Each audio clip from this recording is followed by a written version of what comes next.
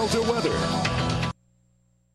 Those storms this morning were pretty strong and loud. I know they woke me up around 5:30 as they began to roll through the Delta, but that rain quickly moved out of the area by about 10 o'clock this morning. We began to get some drying, maybe even some sunshine in between, but that sunshine has now allowed a few more showers to begin to fire up as we roll through the afternoon. As you can see, a good bit of shower and now some storms even beginning to make their way in across the eastern portion of the Delta. We'll take a closer look at that. You can see those showers and storms now beginning to fire up back through LaFleur, Carroll, Holmes, and making their way through Garrett and Montgomery County as well. So this will continue to be pushing off to the east at about 20 miles an hour as we go through this evening. So if you are in those counties, you could see one of these light to moderate showers push through, maybe even some thunder and lightning embedded in there as well. But these should come to an end, as I mentioned, once the sun goes down and they kind of lose the heating of the day forcings. But we will continue to see some of that cloud cover. As for the rainfall totals, we got some decent amounts as we picked up nearly an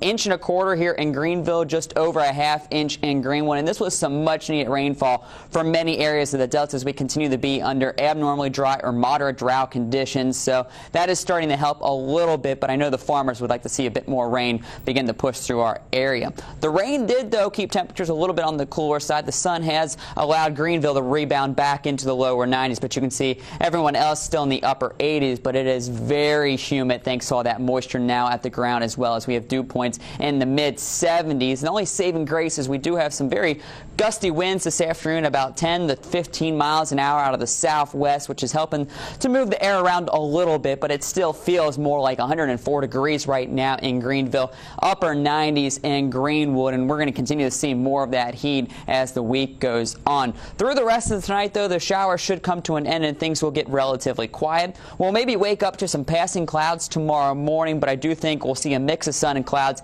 as we go throughout much of the day. You can see that clearing beginning to develop as we move through the afternoon. With some of that sunshine again tomorrow afternoon, I wouldn't be surprised if we get an isolated shower, but the model keeps us dry. And as we wake up Thursday morning, it looks like plenty of sunshine and then just more sunshine as we roll throughout the afternoon, as that will allow temperatures to really climb back into those mid-90s and see those feel-like temperatures get well into the triple digits. But tonight it's going to be a humid one. We're only dropping down into the upper to mid-70s across most of the region, with the clouds decreasing. Then tomorrow, temperatures in the mid-90s with a slight chance for some of those showers out to the east, but most of us should remain dry. As we move into Thursday and Friday, look at those temperatures right around 96 degrees, very humid each afternoon. As we push into the weekend, we do slightly to bring in some chances for some scattered showers. We'll call it about a 40% each afternoon for Saturday and Sunday. So if you have some plans for the weekend, don't cancel them just yet, but just be mindful we could have some of those pop-up storms,